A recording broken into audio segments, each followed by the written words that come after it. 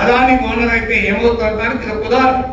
అందువల్ల సమాజంలో ఉత్పత్తి చేయకుండా కూడా రాజకీయ పరమైన సంబంధాలతో రకరకాల వాటితో ఇవాళ క్రోనీజం అంటారు, ఆశ్రిత పెట్టుబడిదారీ వర్గమని.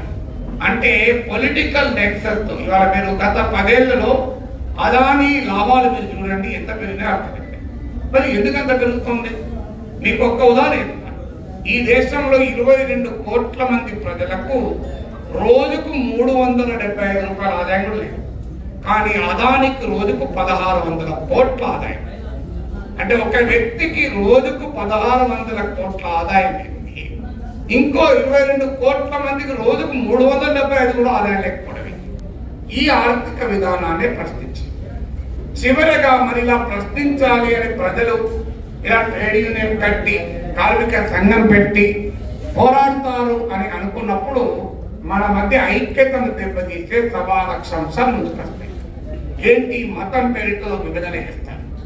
అయ్యా, ఈ దేశంలో ఉద్యోగాలు లేవు, నిరుద్యోగం పెరుగుతోంది, ధరలు పెరుగుతున్నాయి, నిజ వేతనాలు పడిపోతున్నాయి, కాంట్రాక్టీకరణ పెరుగుతోందంటే అది ముఖ్యంగా ఇప్పుడు మన మతం సంగతి తేల్చాలని చెప్తారు. సో మతం పేరుతో, కులం పేరుతో, రకరకాల పేర్లతో కార్మిక వర్గ ఐక్యతను దెబ్బతీస్తున్నారు. ఇంకో రెండవది, కార్మికులు పోరాడకుండా కార్మిక చట్టాల్లో మార్పులు చేస్తున్నారు. 29 చట్టాలను తీసుకొచ్చి 4 లేబర్ కోడ్ పెట్టారు.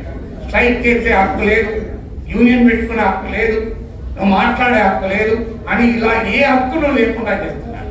ఇవాళ సంఘటిత కార్మికోద్యమం ఉంది కనుకనే ఈ స్థాయిలో కార్మికులకు హక్కులున్నాయి, కార్మికులకు చట్టాలు అమలవుతున్నాయి. వాటిని మొత్తం నిర్వీర్యం చేస్తున్నారు. అంటే ఒకవైపేమో కార్మికుల ఐక్యతను దెబ్బతీస్తున్నారు, మరోవైపేమో కార్మిక సంస్కరణల పేరిట కార్మికులకు ఉండే పోరాడే హక్కును కూడా కానరాస్తున్నారు. ఈ రెండింటి పైన మనం ఏకకాలంలో పోరాడాలి. అంటే అప్పుడు మాత్రమే బలమైన కార్మికోద్యమాన్ని నిర్మించుకోగలం.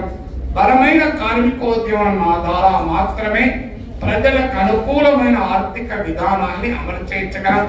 దీని కొరకు ఏఐటీయూసీ జెండా కింద మీరు మరింతగా పోరాడాలని కోరుకుంటూ సెలవు.